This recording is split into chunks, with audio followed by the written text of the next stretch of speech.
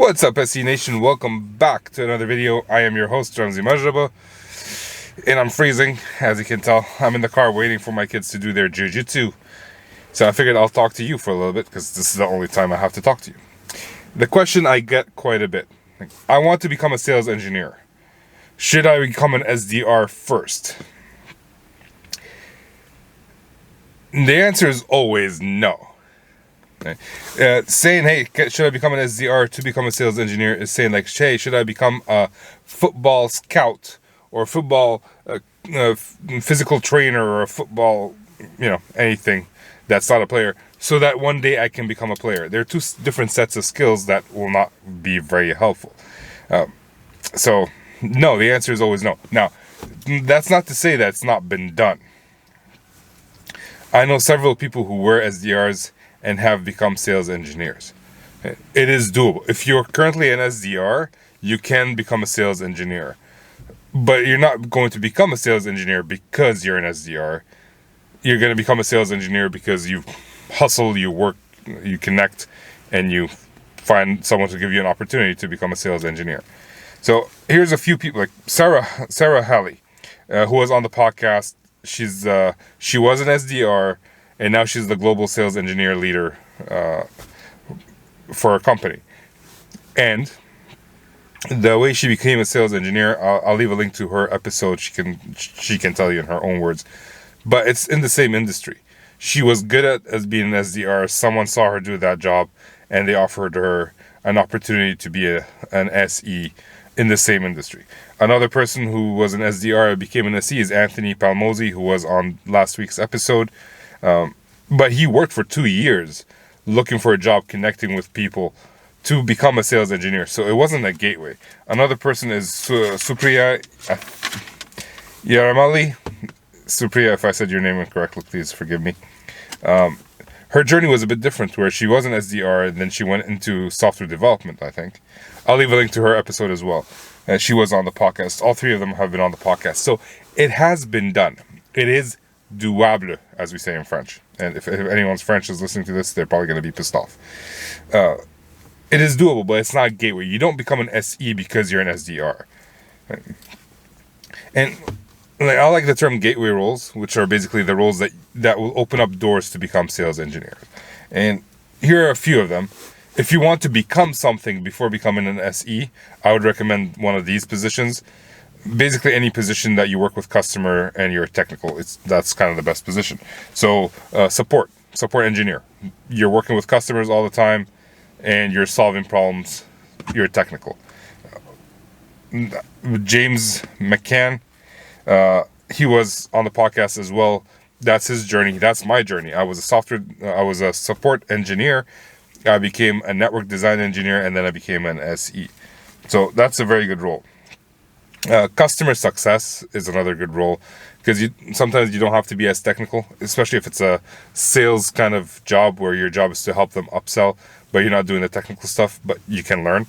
Technical account manager, it's deceiving. The title account manager tends to mean sales, but when you add technical in front of it, for example, at VMware, they have a technical account manager role, and that's a technical person on site helping customers out with their daily requests. So they're very technical.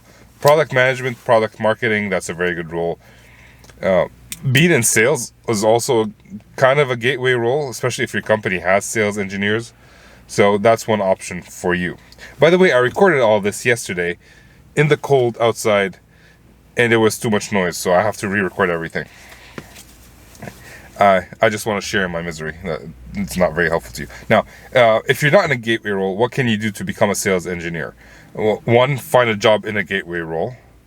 But two, if let's say you want to skip a gateway role and you want to go straight into sales engineering, which, as I mentioned, Supriya did something different. Anthony and Sarah both did that. A lot of people do that. So it's doable. Like teachers have become SEs, So one is identify a niche that you're in. So, for example, if you're a plumber, are there any plumbing software that you use?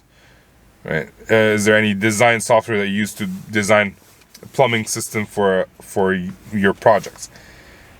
I did a quick search on Google. You should go do a search like, hey, plumbing software.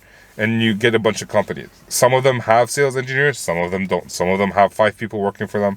Some of them have larger people, larger amount of people working for them. So find the niche that you're in. That gives you the best opportunity to become a sales engineer, because, well, you're the customer, and you know exactly what you need from a salesperson or a sales engineer, which gives you a leg up over the competition. And I'm reading my notes here, by the way, in case you're wondering what I'm looking at. So the second thing is that you need to do is start building relationships. You can connect with sales engineers, sales engineer managers. You can connect with salespeople, sales managers and directors, product managers. You can do that within your niche. So I was talking to someone yesterday, a client of mine, and she's like, I want to connect with people within the industry that I want to work at. And I thought that was a great idea. There are 2 downsides to it. One, if you connect with people outside the industry outside the niche that you want to break into, they could know someone in your niche. So if you can't find someone, doesn't mean you don't connect with people. Connect with people, and they might point you in the right direction. They might say, oh, I know someone who works here, there, let me reach out and connect you. And sales engineering is the best community in the world, and everyone's willing to help. So there's always that. The second downside to only connecting to people within the niche that you're trying to break into is, let's say you get an interview with your dream company, you haven't practiced interviewing yet. So you're better off meeting people outside the industry you want to break into initially. Get to practice. You might find a job that you like. They might convince you to work for them.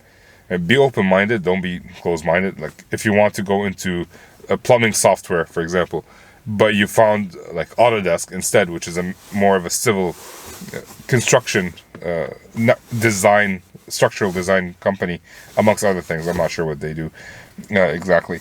You can actually, maybe you like it, and maybe you'll go into it. So you never know. And Anthony and I spoke about that in the last podcast, Anthony Palmozzi, and we talked about how he went about connecting with people. So check that out. But you can always like what they offer. I mean, you can like my videos here. You can subscribe and share. I'll definitely appreciate it, and you'll earn some reciprocity from me. But that also happens with anybody on LinkedIn. Any influential sales engineer or salesperson that you want to meet on LinkedIn, they're probably posting, and they can probably connect you with other people.